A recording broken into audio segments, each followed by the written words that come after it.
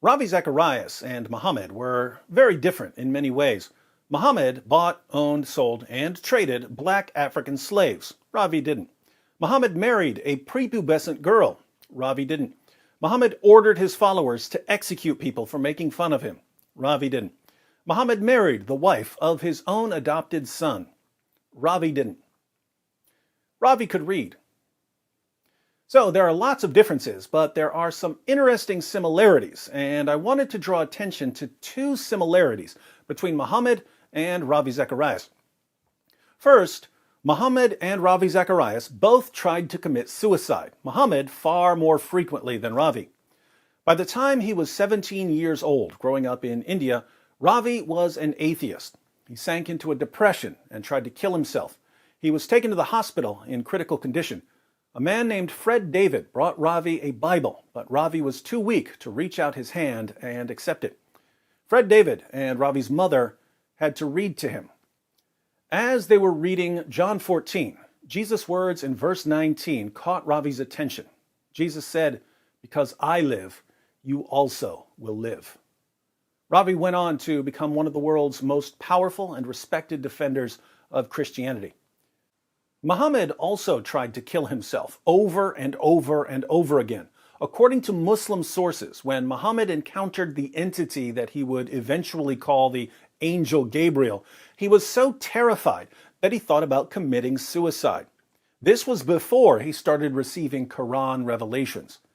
After he started receiving verses of the Quran, Muhammad concluded that he was demon-possessed, and he was so worried that his tribe would make fun of him for being possessed by a demon that he decided to commit suicide by hurling himself off a cliff. Halfway up the mountain, the entity that would eventually be called the angel Gabriel stopped him from killing himself. When Muhammad's wife Khadijah saw that her husband was suicidal, she and her cousin Waraka talked to him and convinced him that he wasn't possessed. He was a prophet of the great God Allah. But Waraka soon died, and Muhammad's revelations suddenly stopped. Guess who decided to kill himself? Let's find out in Sahih al-Bukhari, number 6982.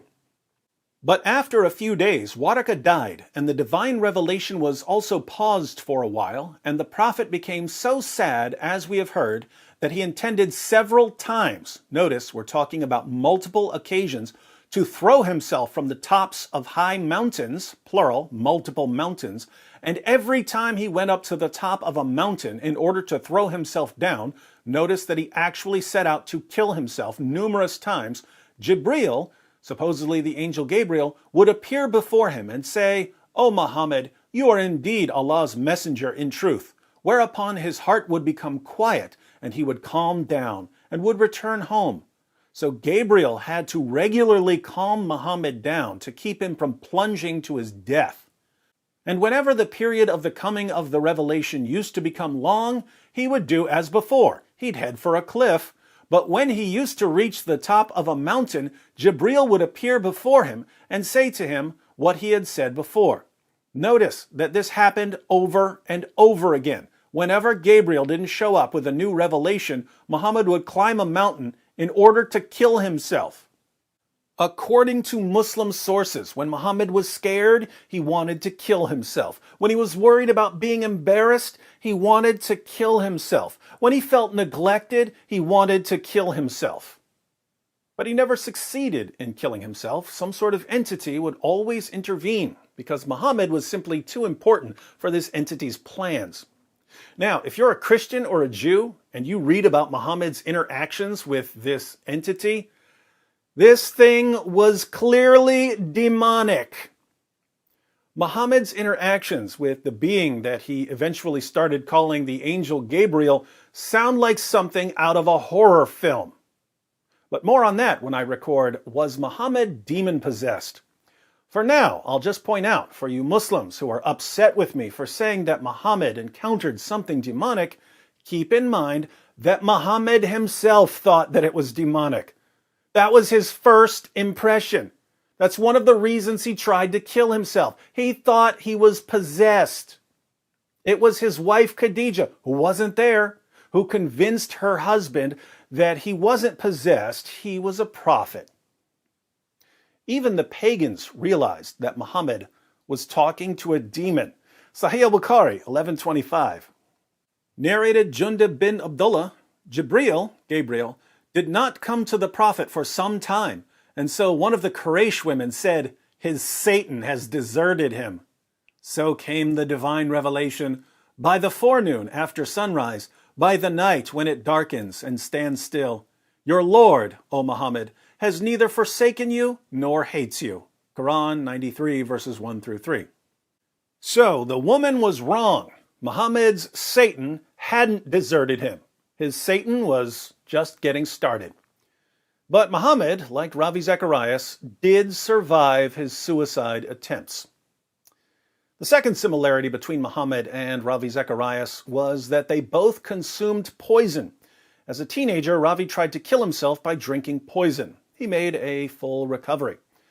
Muhammad didn't try to kill himself by drinking poison. As we've seen, his preferred method of killing himself was jumping off a cliff.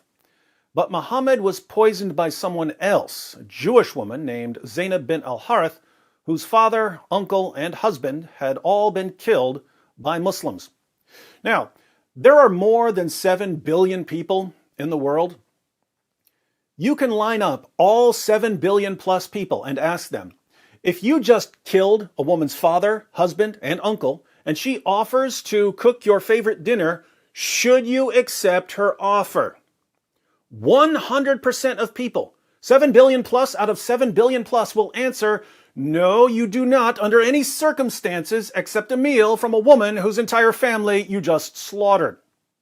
In fact, in all of history, there's only been one person ever who thinks that it's a good idea to accept a home-cooked meal from a woman whose family he just slaughtered. All other people who have ever lived in the entire history of humanity, upon being offered a plate of lamb by a woman whose family they had just killed, would answer, nah, I'm good. But there's one man, only one, who's dumb enough to take a plate of food from a woman whose father, husband, and uncle had just been slaughtered by his followers. That man couldn't kill himself by jumping off a cliff, but he sure could kill himself by jumping on a plate of roasted lamb. Here's what happened. Sunan Abu Dawud, 4512. A Jewish woman in Khaybar gave him a roasted sheep that she had poisoned, and the messenger of Allah ate from it, as did the people. He said, "Lift up your hands," meaning stop eating, "for it has told me that it is poisoned." Bishr bin al-Bara bin Marur al-Ansari died of that poison, and he sent word to the Jewish woman asking, "What made you do what you did?" She said, "If you were a prophet, it would not harm you, and if you were a king, the people would have been rid of you." The messenger of Allah ordered that she be killed. Then he said during his final illness, "I continued to feel pain because of the morsel that I ate at Khaybar, but now it has cut off my aorta." Muhammad died in complete agony due to the poison slowly destroying his internal organs, all because he was too stupid to turn down a plate of roasted lamb. I can't imagine a more humiliating death.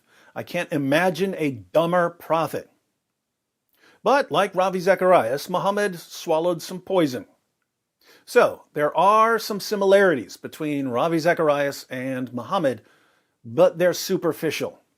A closer look at the parallels shows how different these men were.